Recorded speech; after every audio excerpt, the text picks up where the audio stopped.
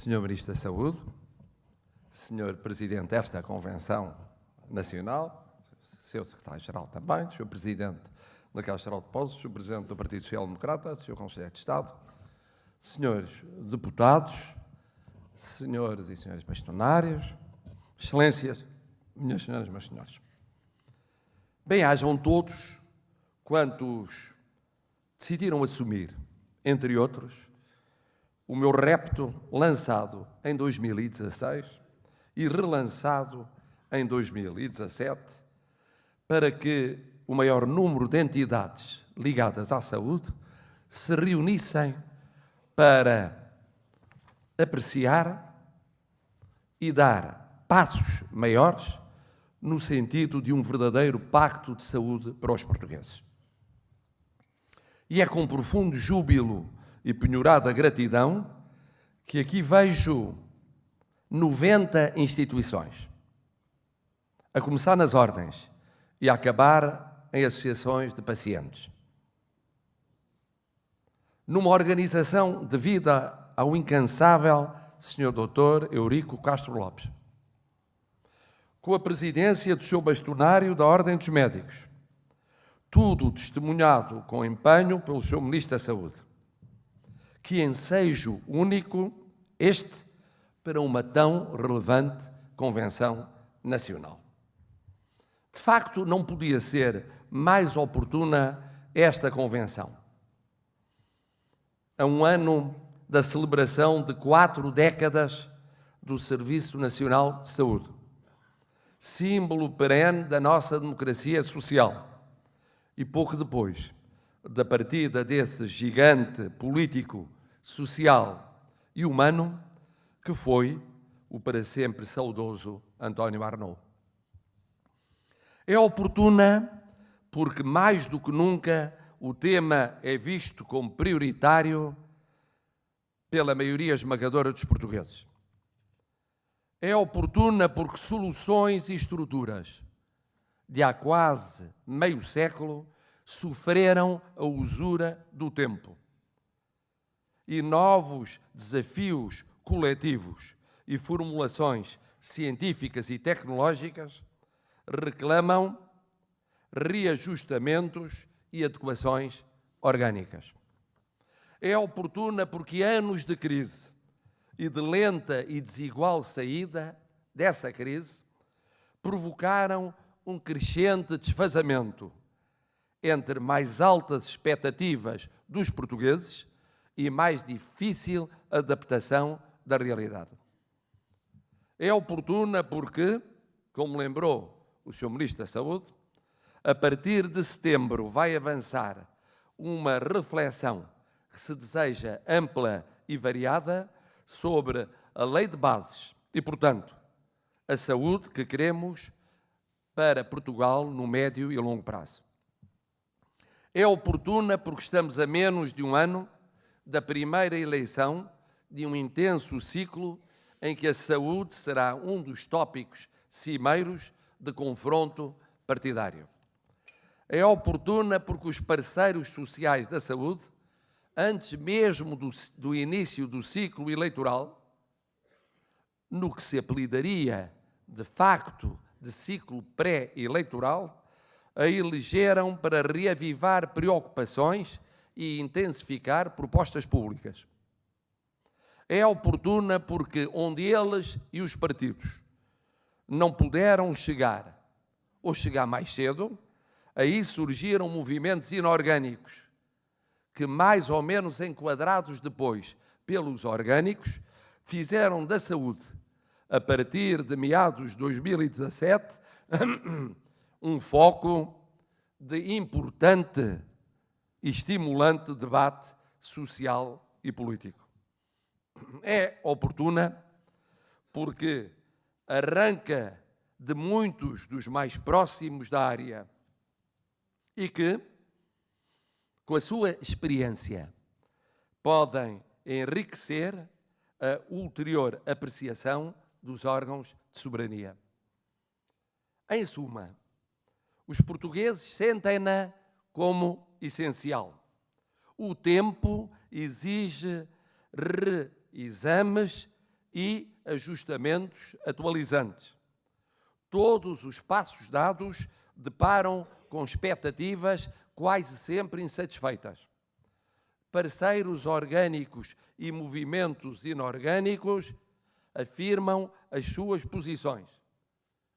Partidos avançam com as suas propostas a caminho de eleições. O debate global a empreender tem pela frente apelos racionais, ponderosos, mas também emoções, a miúde frustrações, certamente pré-compreensões que não tornam simples o seu desenrolar. É neste ambiente que mais relevante se torna o vosso papel. Não esquecendo o que vos divide, mas procurando pontes possíveis, diálogos necessários, convergências imprescindíveis. Sabendo que as metas e os caminhos a definir devem ser, em tese, de longo fôlego e, por isso, ultrapassando um governo, uma legislatura, um mandato presidencial. Sabendo que exigem maior denominador comum entre partidos e parceiros. Sabendo que supõe a ambição, numa sociedade tão envelhecida, ainda tão desigual e carente, mas também realismo nos recursos disponíveis. Sabendo que haverá como ponto de partida pelo menos 3 potenciais clivagens quase inevitáveis. Primeira, entre a aposta muito mais ambiciosa na saúde, que todos desejamos, com o eventual sacrifício de outras áreas sociais, ou revisão de caminhos orçamentais e de dívida pública, numa Europa encruzilhada e num mundo financeiro, por vezes implacável, de um lado, e a prossecução desses caminhos financeiros, com decorrentes constrangimentos em investimentos muito mais amplos e muito mais rápidos na saúde do outro. Segundo, entre o agir, sobretudo para o médio e longo prazo, gerindo com mais limitações o imediato de um lado, e o acorrer em força ao premente, adiando ao menos em parte o mais distante no futuro do outro. Terceiro, entre o tentar continuar a conjugação de público, social e privado de um lado e o voltar a acentuar o papel público em áreas fundamentais, em detrimento da intervenção de privado e social do outro. Não é fácil, nem simples, a escolha quanto a estas potenciais clivagens. E o ideal, que seria muito maior aposta financeira na saúde, com acomodamento orçamental inerente, sem perder o essencial do rumo financeiro traçado. Aposta simultânea na conjuntura e na estrutura. E equilíbrio virtuoso entre uma componente pública decisiva, uma componente privada em crescendo e uma componente social em expansão. Este ideal é mais simples de encontrar nas teorias dos manuais do que na agrura impiedosa dos factos.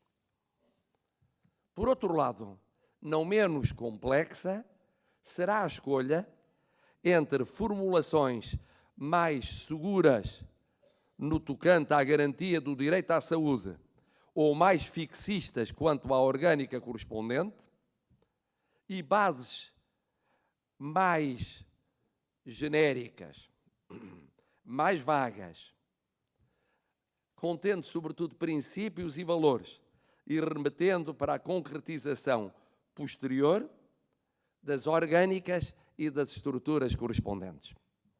É uma opção que se colocará a propósito da Lei de Bases. Também aqui o ideal seria que o enquadramento fosse claro na consagração de princípios constitucionais, mas flexível para permitir adaptação ao que é e vai ser cada vez mais a galopante mudança científica e tecnológica no domínio da saúde. Ou seja, um equilíbrio difícil. Questões momentosas estas, entre várias outras. Mas por isso mesmo eu acredito que o vosso encontro de hoje pode e deve cumprir com apreciável êxito uma missão largamente insubstituível. Pensar com serenidade, equacionar com lucidez, estimular a abertura de portas, imaginar os passos possíveis, a começar nos mais urgentes. E muito mais importante, esse é o grande desafio da vossa convenção, não deixar deslaçar o relacionamento entre instituições e pessoas, que é um risco neste setor, como noutros da sociedade portuguesa.